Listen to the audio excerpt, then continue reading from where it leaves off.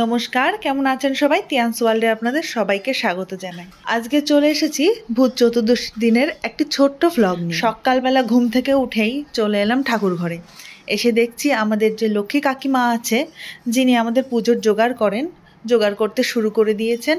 আর এদিকে দেখুন কত ফুল, এগুলো কিন্তু সব আমাদের বাগানের ফুল। আমাদের বাগানে 15 থেকে 16 ধরনের জবা ফুল গাছ রয়েছে। শুধু জবা ফুলই নয়, এই যে শিউলি ফুল, এই শিউলি ফুলটাও আমাদের বাগানেরই। আমাদের প্রতিদিনের যে পুজো হয়, সেই পুজোর ফুল কিন্তু আমাদের বাগান থেকেই হয়ে যায়, আর বাইরে থেকে আনার দরকার হয় না। তো চলুন এখানে লক্ষ্মী কাকিমার জোগাড় হোক, দেখি মা আর জ্যোৎস্না পিসি কী করছে। কালকে দুপুরে জ্যোৎস্না পিসির রান্নাটা বাবার খুব একটা ভালো লাগেনি, তো তাই জন্য মা আজকে নিজেই রান্না করতে নেমে গেছে। যে জ্যোৎস্না পিসিকে বলেছে তুই আজকে জোগাড় করে দে, আমি সব কিছু করছি। তো মা এদিকে করছে আলু ফুলকপির তরকারি, মাছের ঝোল, ডাল হবে, তার সঙ্গে হবে একটা মেশানো সবজি। জ্যোৎস্নার সামনে কি করছে? এই হচ্ছে আমাদের বাড়ি শশা লাভার বয়।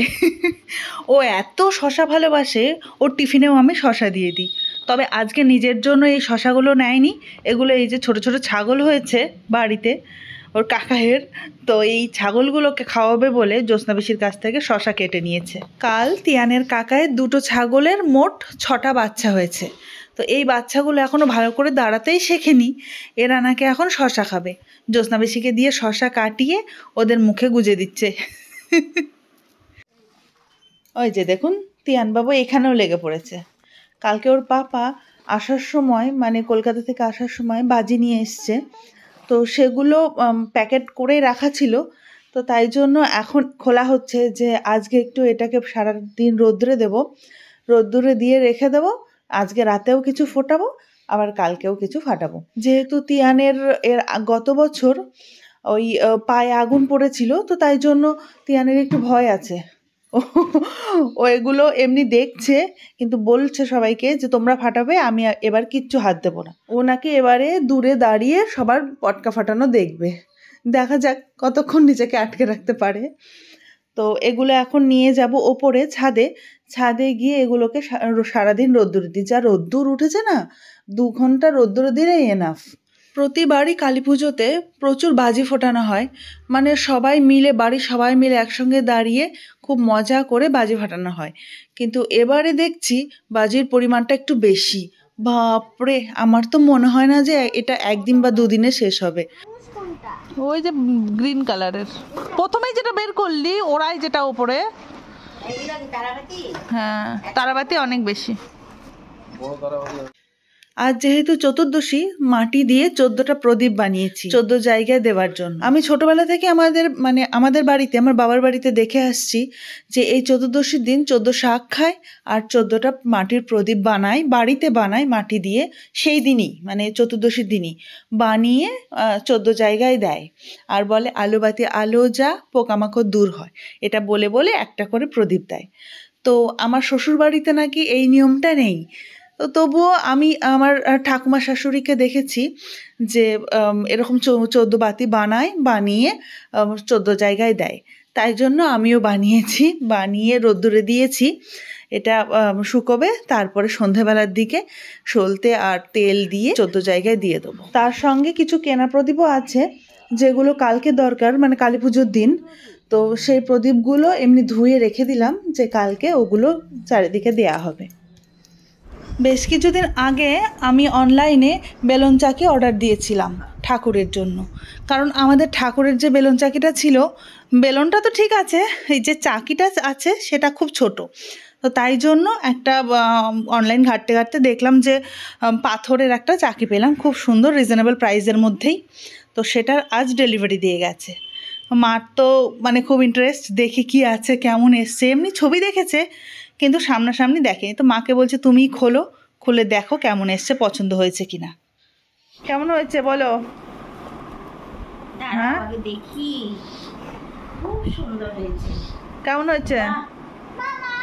খুব সুন্দর হয়েছে, পেছনটাও সুন্দর, কি সুন্দর রাউন্ড করা আছে ঠাকুরের জন্য। হ্যাঁ, অনেক অনেকগুলো, এই যে এখানে যেগুলো কিনতে পাওয়া যায় মাদের আছে, সেটা যে চারটে না তিনটে ইয়ে থাকে, কিন্তু এটার বেশ ওটা তো পুরোটা। হ্যাঁ, কি এখনো তো আমার ঘরে গোল্লা আছে। গোল্লা না রে, বললা। গোল্লা আছে না, বললা নেই। বেলুনটাও সুন্দর, এর সঙ্গে বেশ সেট বেলুনটাতে করেছে। কোট দেয়া আছে, একটা প্লাস্টিক গ্লেজি লাগছে। এটা উঠে যাবে পরে। ভূত চতুর্দশীর দিন প্রত্যেক বাড়ির মতো আমাদের বাড়িতেও ভূত বানানো হয়। আর তারপরে সেই ভূতটাকে সন্ধেবেলার দিকে সবাই একসাথে দাঁড়িয়ে পোড়ানো হয়, একটু পটকা টটকা ওর মধ্যে দিয়ে দেওয়া হয়, এই করে পোড়ানো হয়।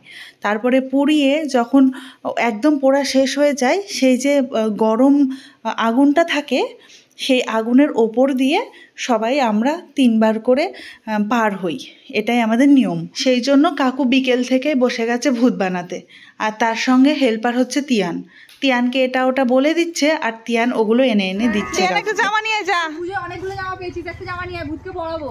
ওই যে ভূত, যে জামাটা সবথেকে বড় হয়েছে, ভালোই লাগছে রে ভুলির ভূত। তোমার সত্যি যাচ্ছে। এই আলমারি খুলে নিয়ে আয়। এই যাবি না কিন্তু, আরে একটা জামা দে ভূতকে, তুই এতগুলো জামা পরে কি করবি? পুড়িয়ে দিবে তো, জামাটাও ধরেই পুড়িয়ে দিবে কিন্তু। এখন 7:30 মতন বাজে, চারিদিকটা বেশ অন্ধকার, তো এখন ভূত পোড়ানোর উপযুক্ত টাইম। তো বাড়ির সবাই বাইরে চলে এসছে, আর এসে একটা ফাঁকা জায়গায় ওখানে একটা বাঁশের সঙ্গে ভূতটাকে দাঁড় করিয়ে দেওয়া হয়েছে, আর সেখানে চলছে আমাদের ভূত পোড়ানো।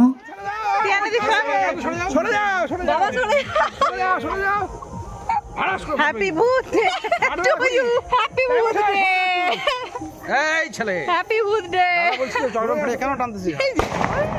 ভূতের সঙ্গে 2-3টে চকলেট বোম লাগিয়ে দেওয়া হয়েছে, তো একটা তো ফেটেছে আর বাকি দুটো এখনো ফাটেনি, তো তাই জন্য কেউ আর ভূতের কাছে যাচ্ছে না ভয়ে। তিয়ান দে না, তুবড়ি দে না, এই তুবড়ি না, ওখানে দে এমনি দিয়ে দাও। আবার ঘরে নিয়ে যাবে নাকি? ওকে নিও না, ও পারবে না। কোন ভয় লাগে? ও ভূত দেখছে, এই ঠিক আছে। এই ভূতের হাতটা আগুন পাচ্ছে না, এই হাতটা এক হাত দিয়েছে, এক হাত ওপরটা পাইনি তো আগুন। ওই ধরছে। এই তো, এই যে, ভালো লাগছে এটা। পের পাইছে ভূত এতক্ষণে তুবড়ি পেয়েছে একটা। টেম্পারেচার পায় এতক্ষণে ঠিক হইছে। মরা বেছে ব্যাস ভূতের পোড়া অলমোস্ট কমপ্লিট। এবারে বাঁশটাকে ফেলে দেওয়া হচ্ছে, কারণ এই জায়গাটা একটু ক্লিন করতে হবে, না হলে লাফ দিতে অসুবিধা হবে। লাফ দাও। হ্যাঁ, টিয়া নাই এখানে অন্ধকার একদম, কিচ্ছু দেখা যাচ্ছে না। তো লাইট দেখাচ্ছি তো ওই যে লাভ তুই না লাভ এটা কি লাভ হলো তোমার? এটা হয়নি কিন্তু, এটা লাভ হচ্ছে না। তিয়ানকে নিয়ে করো, তিয়ানকে নিয়ে করো। চাল কোলে উঠবো আমি কোলে কোলে কোলে কোলে। আরে কাকা, এবার তিয়ানকে ছেড়ে দাও। এবার তিয়ানকে ছেড়ে দাও। বাস হয়ে গেল আমিও দাদা বলতে।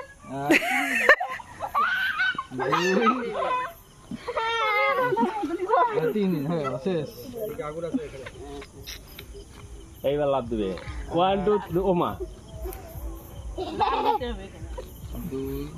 এই আস্তে আস্তে আস্তে আস্তে দাঁড়া, হয়ে যাক হয়ে যাক হয়ে যাক। তার আগুন জ্বালা। হ্যাঁ হ্যাঁ এখন এখন এখন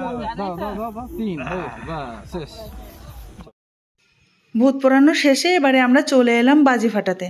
এবারে অনেক বাজি এনেছে, তো ওটা তো আর একদিনে শেষ হবে না, তো তাই জন্য আজকেও ফাটাবো কিছু, কালকেও ফাটাবো, আর যদি থেকে যায় তার পর দিনেও চলে যাবে ওটাতে। প্রথম প্রথম বাজি ফাটাতে ভীষণ ভয় লাগছিল, কিন্তু তারপরে একটা দুটো ফাটানোর পরে দেখছি না, এটা কোনো ব্যাপার নয়, এটা ইজিলি ফাটানো যায়। তবে যাই হোক, অন্যান্য সময় আমরা হয়তো একসাথে থাকতে পারি না বাড়ির সবাই মিলে, কিন্তু এই দীপাবলি, দুর্গাপূজায়, এই সমস্ত পুজোগুলোতে সবাই একসঙ্গে মিলে ভীষণ আনন্দ করি। আশা করি আমাদের মতো আপনাদেরও এই দীপাবলিটা ভীষণ ভালো কাটবে। তো সবাই মিলে আনন্দ করুন, আর সবাইকে শুভ দীপাবলি জানিয়ে আমি আমার ভ্লগটা এখানেই শেষ করছি। টাটা।